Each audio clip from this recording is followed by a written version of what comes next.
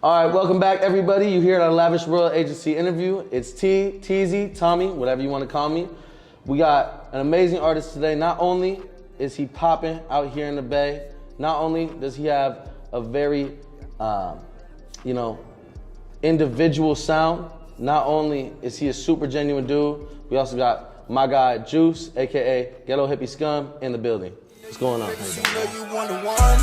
I had a vision, I sit down, I'm playing my part. I had seen it, I'm sipping on walk, I can see in the dark. Yeah, you ain't seen me in a while, you play with my heart, it's time to depart. What's going on? How you doing, brother? Thank you, man. Appreciate that. I'm doing good. You feel me? Just vibing, just enjoying the vibes. You know what I mean?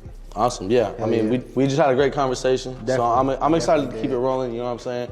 During setup. But first things first, for the people who are watching, introduce yourself. You know what I'm saying? Like, who are you? Where are you from? Give us a quick rundown. Okay. My name is GhettoHippieScum. That's my artist and brand name. But I go by Juice. I abbreviate it GHS. You feel me? You can just spell it Juice. You know what I mean? But I'm an artist of all types. You know what I mean? I entertain, do music, fashion, dance, everything under the sun, honestly. Right. Multifaceted individual. Exactly. I'm trying to be a master of all of them. You feel me? Even though like they say the jack of all trades is a master of none, I'm trying to be a master of all of them. But it takes its time. But I'm from San Francisco, born and raised. Yeah. Did you do anything for 4 and 5 Day? Cause you stay out. Nah, I'm not gonna lie. I'm a city guy, but I don't know. That's not it? It doesn't entertain me too much. I feel you. I like food. I like going out there for the food. Yo, that foodie land shit that you guys got out here, that shit is different. Yeah. I gotta give that its flowers for sure. Food go crazy. No, 100%. No, I just asked cause I've been here for like 5 years, and so like that was my first 4 and 5 Day. I was like, damn, this shit cool, bro. I ain't gonna lie, 4 and 5 Day used to be lit back in the day. Going back to like it's so interesting, that perspective, right? Like, like just the fact that. Like I said, being from San Diego. Yeah. I'ma say the same thing. 2017, San Diego. Right. Anybody from San Diego would tell you, 2017, like in our age group, 2017 was that year. Yeah. 2016 was that year. But I mean, I think that's just an ode to where you're from. Everything gonna change. Yeah. I was born in the Fillmore in San Francisco. So like, the Fillmore around the time that I was like, probably like 8, 9 years old, bro, till 15, bro, the Fillmore was lit. But around that time too, my mom had moved us to Sunnydale, so I would just go to the Fillmore to go kick it, because I didn't want to be in Sunnydale too much. Like, that shit was kind of bunk. Yeah. No, 100%. It's just like a big ass, like, just hella bungalow type houses. You know what I mean? Yeah. Road up all up against the hill. I've been by that area before. Sliding by the avenues for sure, so I know what you're talking about. It's nice if they fixed it up. But yeah, 100%. Yeah. It's interesting too, like speaking of fixing it up, like the way they do it too. You know what I mean? Because the city has their idea of fixing up, and I don't think that's necessarily the way that it needs to be done for the families that's over there. And that's my mission. That's my whole mission. Like, I'm trying to like use my brand and my whole like everything that I know to like create sustainable living for people, like what we were talking about earlier. 100%, like, and that's beautiful, bro. And like, I want to be able to like buy a block on San Francisco and be like, okay, this is just for like ethnic people and artists. Right. Like people trying to get there, and there's gonna have programs, and there's gonna be like different floors with different shit. You know what I mean? Kind of like something like a Hidden Genius out here in Oakland. But like, are you talking about a living area as well? I'm talking about like a fantasy factory, but you live there. You know what I'm talking about? Like, no, I think like as creatives, that's one thing we all want. We want our own fantasy factory, because that shit, like, yo, Rob Dyrdek, like, he gets his flowers, but like, that bro deserves some fucking flowers for that, bro. That man is amazing, bro. But you know what's crazy though? For sure. You know what's wild? So I watched an interview of his recently. The way he lives his life. So he still has new episodes of Ridiculousness and shit like that, right? Yeah. But he owns certain rights that people usually don't get from MTV. I think he's one of the only people to do it. But because he's got all this money coming in, all these different companies that we don't even really pay attention to, that he's behind the scenes on, dude, he's like got a spreadsheet of his life and how he operates, like including like I think family time and things like that. And again, like I'm not the source, so I'm taking this from a consumer and spitting it out. It might not be exact to what he said, but it's a really, really interesting perspective because, I mean, at least in my perspective, I'm 23, don't got a wife and kids, right? Yeah. So the way I live my life isn't as like needs to be point to point. I mean, it is for the most part, but for him, like a family man, having to do all the things more than what I'm doing right now, I can only imagine, like, that's probably, like, it's an interesting perspective on how to live. Hey, they say the richest people know how to manage their time, bro. And, man, I'm trying to get there. You feel me? Yeah, and look at him. Yeah, 100%. He know how to manage his time. Tell you what, got the whole Google spread for his time. Exactly. Going to the music, right?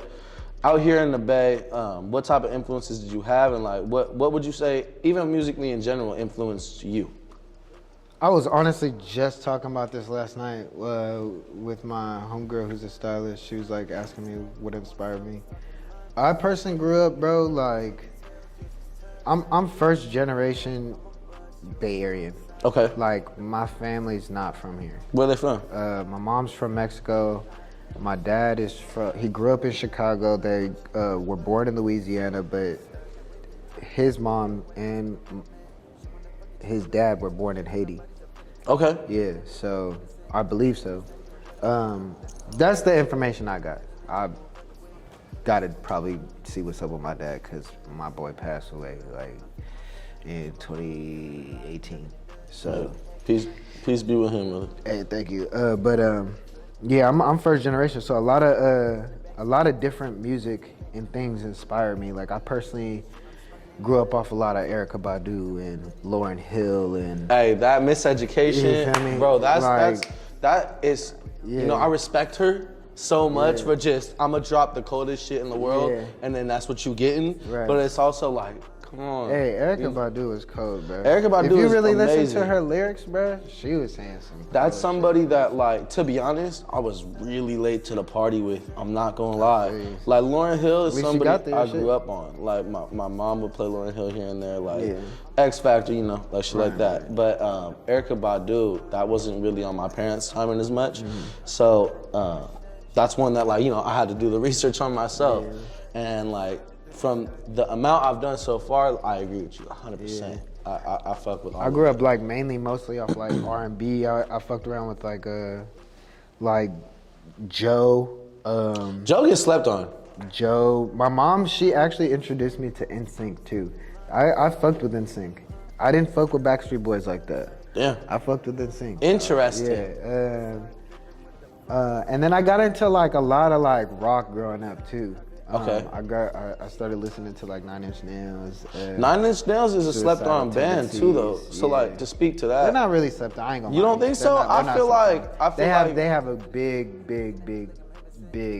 like audience. I ain't gonna lie. I feel like it's more like they got writers. You think so, or you think it's like a big audience? Because I feel like their fan base rides super hard for them. But that's the other thing too. I think I think that could be the differential too. Like, when I grew up, it was like the grunge era and was already kind of like on its way out for the most part. Not to label them as grunge, but like, you know what I'm saying? Like, I think that could be the difference, but I think their fans ride super heavy. The other thing that, like, I think that part of music influences style crazy, especially now. Oh yeah, like I mean, bro, like I said, I grew up off rock too, cause I started skating at a young age. I started skating since I was 2. I remember my mom, she bought this plastic fucking skateboard from Toys R Us. It was a Looney Tunes one with like hella embossed prints of Bugs Bunny. And then ever since then, I was like, bro, I gotta get a skateboard. I ended up getting my first skateboard right there on Haight and Ashbury. Okay. Right there. Right. I bought it off this dude for like $5. Full like skateboard. Ever since then, I went stupid, bro. Bro, everybody who's like been in the Bay for, I'll say, more than a year, has a Hayden Ashbury story for sure. Oh yeah. That place, bro. That place is like magical. I swear. Man. You know what I mean? But going back to the influences though, bro. I would say like playing Tony Hawk too. Just listening to the soundtracks. Playing Midnight Club, listening to the soundtrack. Midnight Club 2 is one of the best games of all time, and I stand on that. I would say video games influenced me. R&B, just being outside, being in hate, seeing all that. And then when it came to hip hop, bro, I'm not gonna lie, hip hop was different for me. I started listening to like 3 6 Mafia and what the fuck is his name? Q-Tip and Gangstar. Gangstar. I was listening to all that earlier on. Okay. I didn't really get to California when I first started listening to hip hop. Then I started listening to Mac Dre, Too Short, E40. And that's just that's when I started like dancing. Yeah. So that's what pretty much influenced everything that I got going on. And then like now it's just a conglomerate of all of it. 100%. And like just in that time, bro. Yeah, 1000%. I think through your music you can hear those different influences. Like, you know, you got the noises of all of it when it comes to the lyrics and the beat patterns that you use and things like that. Appreciate it, bro. Of course, bro. I think your stage presence also is influenced like a motherfucker too. Because seeing you on stage, like, I was like, damn, this shit feel like kind of like a rock concert, but it's got like also the litness of a hip hop concert. I was like, damn, this is everything going on right now. You know what I mean? That, bro.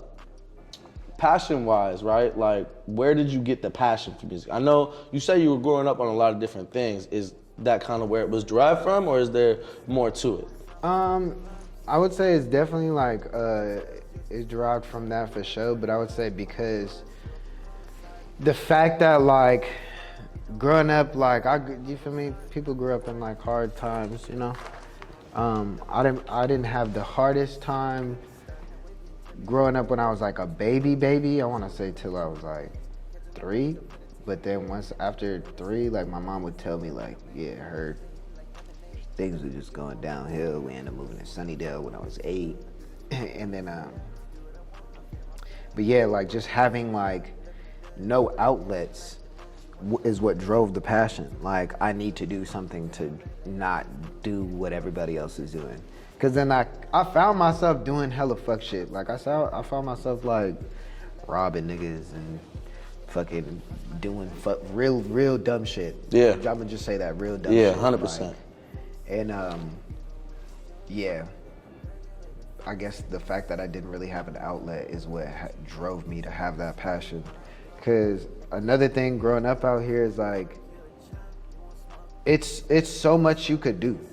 You know what I mean? Like, in the Bay? Yeah, it's so much you could do money-wise. Like, you could get money doing anything out here for real.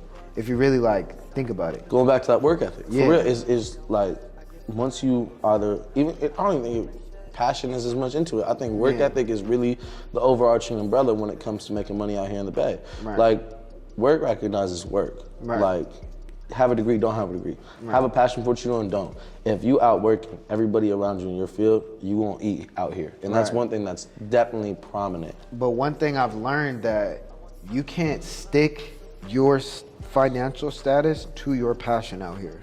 100%. Because a lot of people do that. A lot of people, I'm not popping because I ain't got no bands. I ain't got no chain.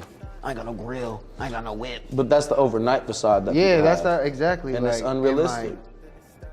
Because we driven that and programmed ourselves to be like in that certain work ethic, we believe that like if we don't have this thing, we're not there. You know what I mean? Like I think it also stems from the environment and the people around. Yeah. Because I think you can have all these accolades, bro, and they're still your accolades. Right. But just because you ain't got a chain, you're not there yet. 100%. I think. You feel me? Like what? I think that I really think a big part of that is the people around you. Cause like, I'll say one thing about like my brothers, my friends, people around me is like, bro, there was a time when like these fools was rocking with me so heavy that they had to pull me out of my own bed to get me to do shit. And now, you know what I'm saying? That was around a year and a half, 2 years back. Now where I'm at, I'm on a very strong pathway to success, and in some lights I am successful already. Yeah. Right? But like my friends luckily have stayed the exact same, and like I remember Jay over here, like on the behind the scenes. For my birthday this year, was waiting to get a Cuban. Not a huge one, but like I wanted to. That was like kind of my shining light. Like I did the goals I set for 2022 were accomplished. I want this Cuban. Right. And a couple like instances that they just weren't going right. And Jay was like, don't do it. You know what I'm saying? Like having somebody like that in your corner, I think will always promote the most success. Cause going back to what you're saying, right? Like, if you ain't got the chain, you ain't got the bands, people are, you know what I'm saying, gonna look at it a certain way. But as long as you got the right people around you, I think all that shit is for the birds eventually. Yeah, exactly, I ain't gonna lie. Like, yeah, that's another reason why I don't like stick my passion to that. I had to learn to like curate my own passion off of just focusing on what I do best. 100%. You know? And what I can do best. Yeah. And what I like doing best. And that all goes back, I think all that ties into what you said earlier with work ethic, and I think it also ties into what you said with like, you know, you want to be a master at each one. So like, while you find your strengths in one area, focus on that strength. Once that's maxed out, if there even is something like that, or once you feel fulfilled by that strength, then go to the areas of opportunity, right? Like, I think just based on this conversation so far and how we have met before, like, bro, a lot of success has come your way, just the mindset that you have. You know what I'm saying? Thank you. I appreciate that. Wrapping it back to the music, right? Bay Area music scene right now, it's a lot different than what it has been in years past. What's your opinion on, you know, the Bay Area music scene right now?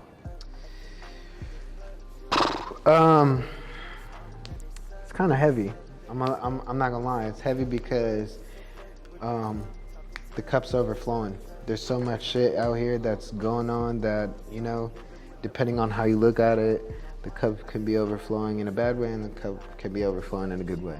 Elaborate. We didn't have a lot of the things we used to have back then. I could say it's a little bit better now because people know what they want to see now. Like from a consumer standpoint? Yeah. Okay. Like if I take myself out of the artistry and I put myself in the consumer point of view, there's a lot more that can be done because people know what they want. And the things that are getting done are what people want. You know what I mean? Versus just party. There's a party here, there's a party there. Which is definitely, like, I think a strong stint that would happen. What are we doing partying? Do you mean more so like the artists are giving attention to what the fan base is looking for, or do you mean more so that the consumer bias, I guess I would say, is so strong that it's shifting what the artists are doing? You know what I mean? It's both. I mean, shit, we in the Bay Area, the consumer damn near think he the artist. For real. I ain't gonna lie to you. For real. Like, and it's kind of true, because at the end of the day, what the fuck are we making music for? For y'all to listen to. Like, you know what I mean? Not just for myself, because if I was making it for myself, I would never put it out. 100%. You know what I mean? Like, I think that's a very valid point that people love to skip over. Right. You know, like artists, and there's no knock on artists, but it's the truth. Right. Artists will always say, the music's for me first. And like, okay, in some instances that can be true. Yeah. But it's not always for just the artist, because like you just said, at that point, why even put it out if it's just for you? Yeah, exactly. You know what I mean? I think, you know, speaking to it, do you see, like, what do you see for the next 5 years then? Like, do you think that artists are gonna start, actually this is a two-part question. So do you think, one, like as an artist in this climate for the Bay Area, do you find it more beneficial? Obviously you're listening to your fans, no matter what, you're gonna take the criticism and the praise that you get from them. We're all inherently gonna do that. But do you think it's better to still stay in the lane that you see for yourself, or do you think that that consumer bias needs to drive? And then also following that, what do you see the next 5 years for Bay Area music? That's so crazy that you're asking me these questions, because like, I literally was just talking about this shit last night. And that's the thing, bro. I'm gonna tell you what, like these questions are like coming from like, fuck, everything that I've been doing at the core, I'm a like consumer hip hop music lover. Like that's like, bro, me and Lav met on at a concert, at a Kendrick concert, because that's my favorite artist, brother. So like, I met that dude strictly off of the strength, bruh, of energy. And like, I just saw the motion and was like, this is something that I could be with. So I'm telling you, like, these questions, bro, like, you really, like, if not anybody else, you answering them for me, for real. Because I'm real curious, you know what I'm saying? Shit. For the 5-year question, I see this. Let me gather my thoughts. Shit, I see the Bay Area being what LA is now, but on a more healthier tip. Okay, so you mean not and as... No pun to Larry Jones. Like, you mean not as getting to like the nitty gritty of it. There's like people don't give a fuck about people don't give a fuck about clout out here. So like I said, we were saying earlier, like it's all about the work ethic. If you ain't got a chain yet, you ain't blow up. You ain't got 1 million views up, you ain't blown up. Like, nigga, I know a nigga with 1 million views out here, and nobody gives a fuck about this man. Right. You feel me? Yeah. Because he ain't out there. You feel me? Like, you don't have to do all that, like, to be. So the 5 years that I see is like, we're gonna be at a certain point, bro, like, where we could provide for what LA is doing, but doing it based on the work ethic instead of the clout. Is that kind of what you're saying? Yeah, and also like, we created it's an opportunity to create a completely different sound. 100%. But I think the Bay historically does that. Right now, we're riding off the HBK wave. We're low-key riding off the HBK wave. It changed into this different version of the HBK, like, type beat that was out there, that P-Lo, I Am Sue, like all these niggas that were making, like the producer-wise. But it's at a different like energy, I guess. You know what I mean? Like, you got people like Slowby, right, who passed away, but he changed I personally feel like he changed the California sound a little bit. I agree. A little bit, to where it's not like that. He's almost like the Northern California Draco without having to be so lyrical. I can see that. You know what I mean? Like, it's that chill, like, hey, like, you know what I mean? Like, saying what he's saying. Yeah, but doing it the way that he sees it. Right. So I think, like, that kind of goes back to, like, there's something to be said for the artist that, I mean, not to say that Slowby didn't listen to his fans. I don't know, because I wasn't there, right? But I was a fan. Mm-hmm. And as a fan, I don't give opinions, to be honest. I want to see what the artist can create because I'm a fan for a reason. So that's me. But I'm saying, like, I think he stayed really, really true to the lane he saw himself in. And I think there's something to be said for that. Yeah. You know what I mean? Yeah. What was the second question? Second thing was that it's, do you think, you know, what benefit and you know, the negatives to, you know, listening to fans versus staying in the lane that you see yourself in? And not lane to put you in a box, but, you know, where you're at and where you want to be is what I mean by that. So, like, do you think, obviously fans are always gonna have their opinions. No matter what project you drop, you're gonna have one fan that say, this is the best shit I've heard in my life. You're gonna have another fan that be like, this shit was better. Look, I'm gonna answer that for you because I know exactly what to say. This is like one of my favorite questions to answer, because me personally, my niche is me making whatever sounds good. Okay. That's my niche. Whatever sounds good and whatever makes you feel good, that's my niche. 100%. Because my whole passion in this shit and my, like, connection to this shit is just really just genuine love. Like, if you like it, I love you. You feel me? If you love it, I appreciate you more than the world can ever understand. You feel me? Like, and that's where I connect with my fans, because it's like, say I do make like a whole Bay Area type tape, in which I am. Okay. It's not gonna be my favorite shit, but it's gonna be my favorite shit. You know what I mean? I see what you mean. So, like, it's not gonna be, it's gonna be. I make it because I like it. Right. I made this type of sound with these type of beats because I like these beats. Right. I like this sound that is within the Bay Area sound. Yeah. You know what I mean? Yeah, 100%. But I'm gonna go ahead and make some house music. I'm gonna go ahead and make some rage music. I'm gonna go ahead and make some R&B music. And, like, if those things get me more attention there, and I like those things more, obviously, as any artist, they're gonna focus more on that but I'm gonna still make other shit. Like, you know what I mean? Because that's just me as an artist. And I mean, that speaks to your artistry though. Because like the thing is too, is you have artists that just won't do that. And I think one, that speaks to you as speaking to your diversity in your fan base, but I also think it speaks to being a real music head. There's artists out here that aren't as genuinely interested with the music and have all the talent in the world that gets them to the place they are. And I respect, for sure, what they do either way. But speaking to a real music head, that's, I think, a super important thing, not just in your own music, but I think going to the Bay Area's music culture, and I think to music culture in general. Having a diverse palette and wanting to explore that palette. Yeah. You know what I mean? Cause I be peeping that like some of my friends, like I'll be playing some Mo Shop, which is some like Japanese funk house, whatever. You have to put me know on. what I mean? They go crazy. It's like you would hear it and you would be like, what the fuck is this? But then you wouldn't really trip off it playing. But if you're one of those like super hyper masculine dudes and it's just like, bro, turn this shit off, bro. Like put on some gig, bro. Put on some who the fuck is popping right now?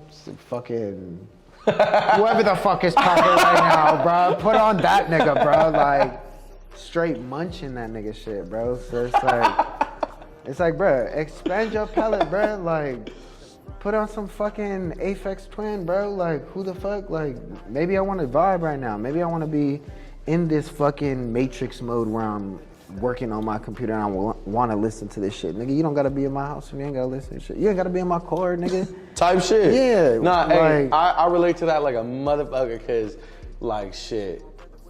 CJ, Jay, any of these motherfuckers that's been in my car will tell you, bro, I'm on that time and like, yo, yeah. I've been, lately, bro, I've been listening to a lot of Mo3.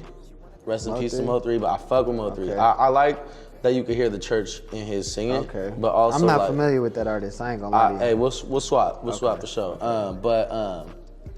Man, like I really like kicked somebody out my car talking about let's change it to something. I'm like, nah, listen, this is the vibe I'm on right now. You in my car right now. You know what I'm saying? You're welcome. Like, man, I'm driving. You know what I'm saying? Sometimes, like with certain friends, bro, when it comes to music, bro, you gotta like kind of like slip certain shit in there. 100%. You gotta know what, because they gonna be like, "Who is this?" Right. At like, the right time. Caught your dumbass. Nigga. Right. Nah, I caught you. Feel me? You listen 100%. To this nigga like in your fucking bathroom getting ready.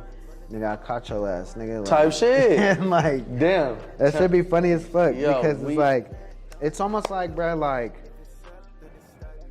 like giving a nigga like a piece of candy. They don't know what kind of candy it is. They just see you eating candy. Bro, let me get some of that. It's like a Jolly Rancher in a different wrapping, but they always say they hate Jolly Ranchers. But when they eat it in a different, presented differently, they love it. Yeah, they see you in they don't know what label's on the candy. They see you eating the candy. Hey, but you know what's crazy about that though? You show them what they. I didn't even like that, bro. Why'd you do that to me?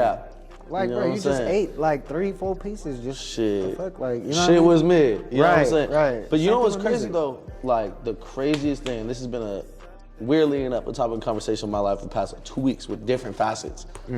Optics. You know what I'm saying? Like optics are so important right now. Like visuals? Not just strictly visuals for like a music video or something, but I'm saying like how presentation and shit. On the and that's music, but I think it's also with everything. And so delivery. Relating it to music, right?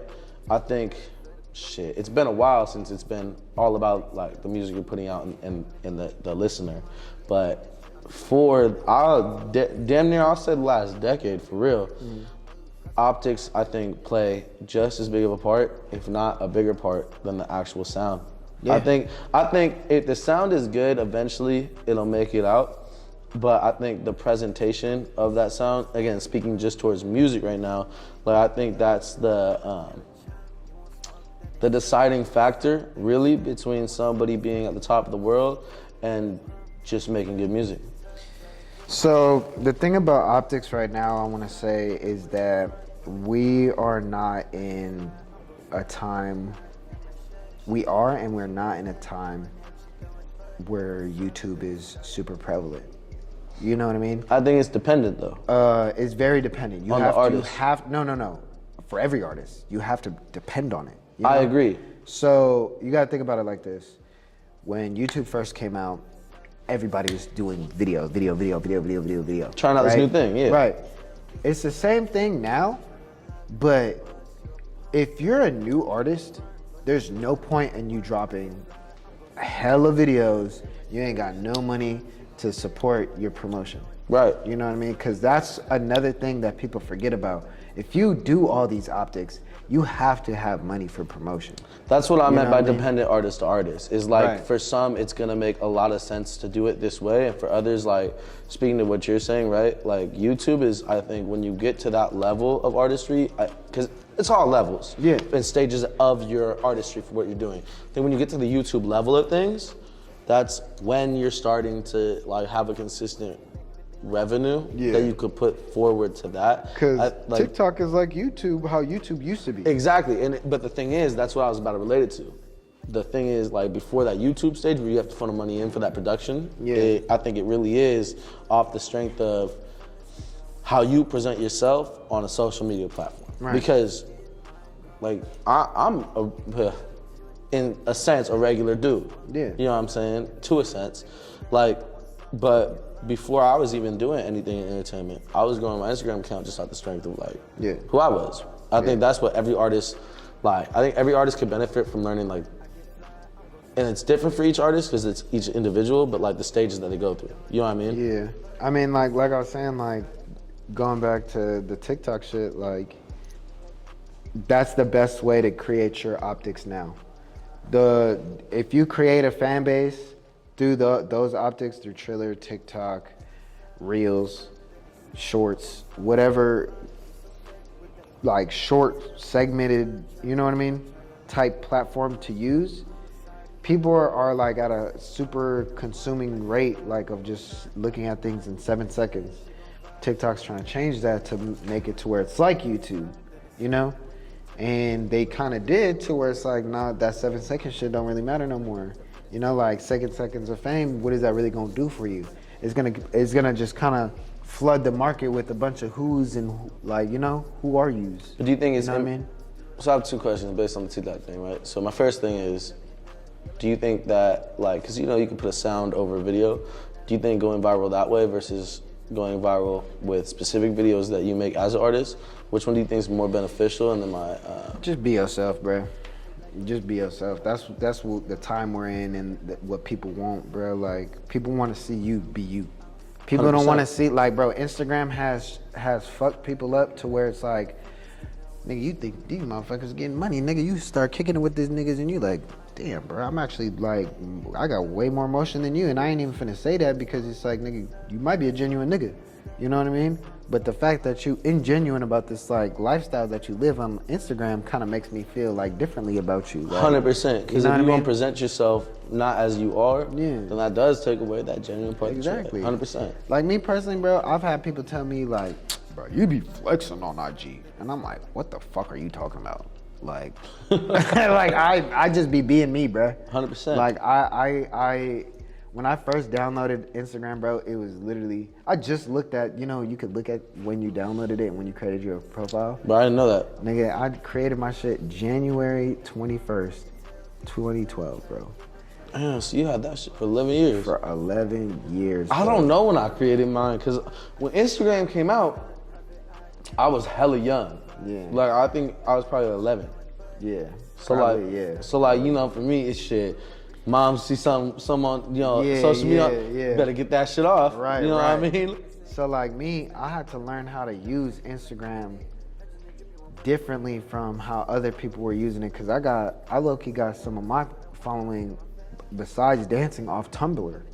Because I used to be off Tumblr hella tough. Like, I used to have hella pictures on Tumblr go viral, bro.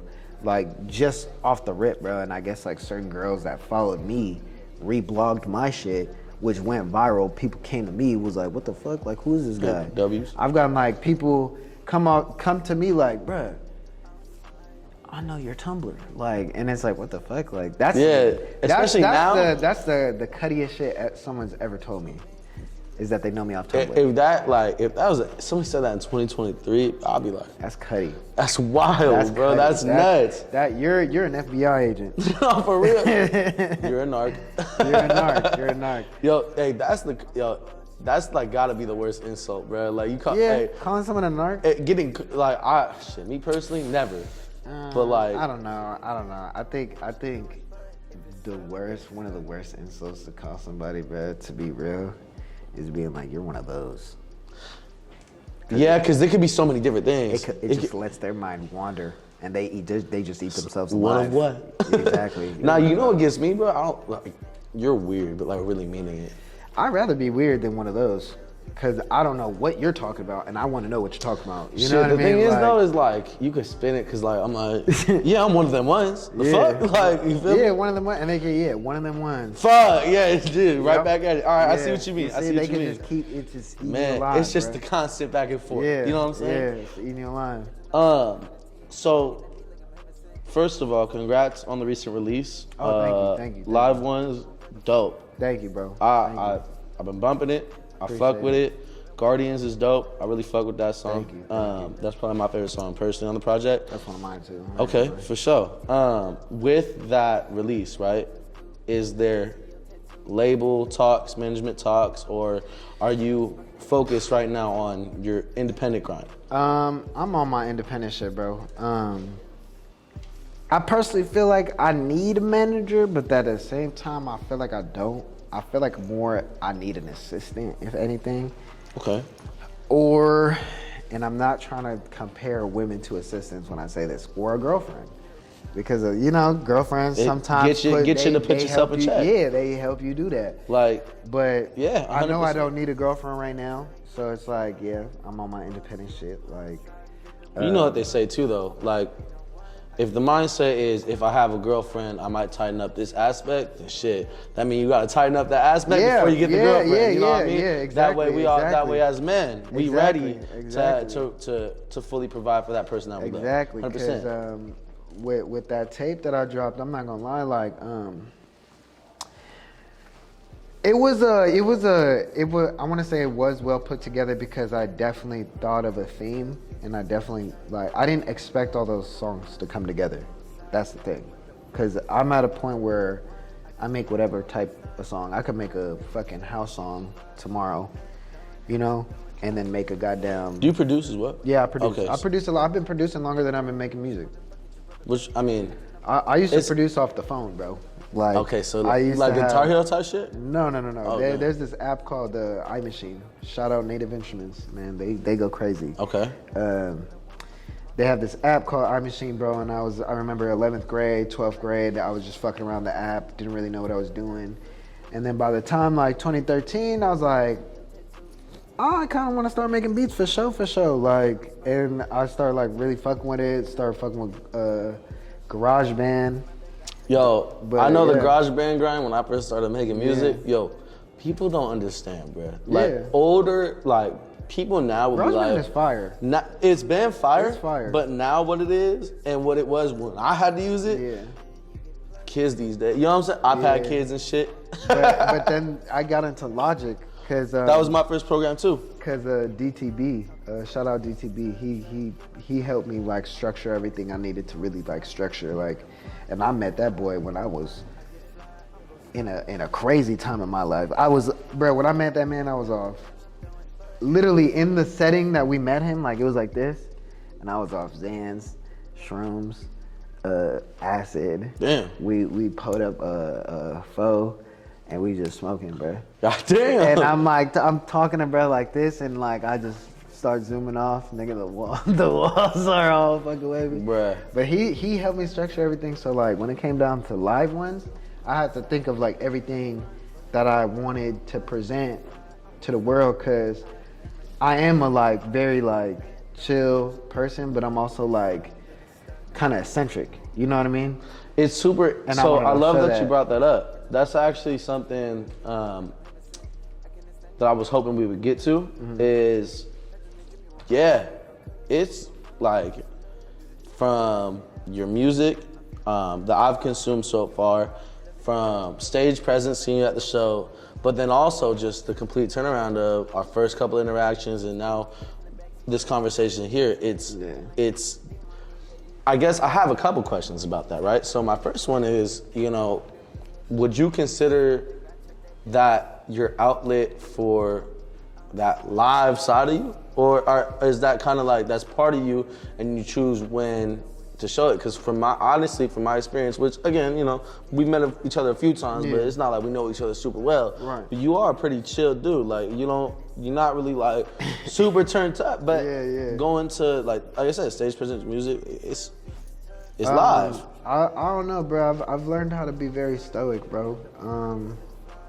It's like you see those old Roman like architecture, you feel me, statues and shit. Like I try to relate to that when it comes to attitude and presence, because it's big as fuck, it's detailed as fuck, but it's solid. It's just there, you know. Like you could look at it, you could chill, you know.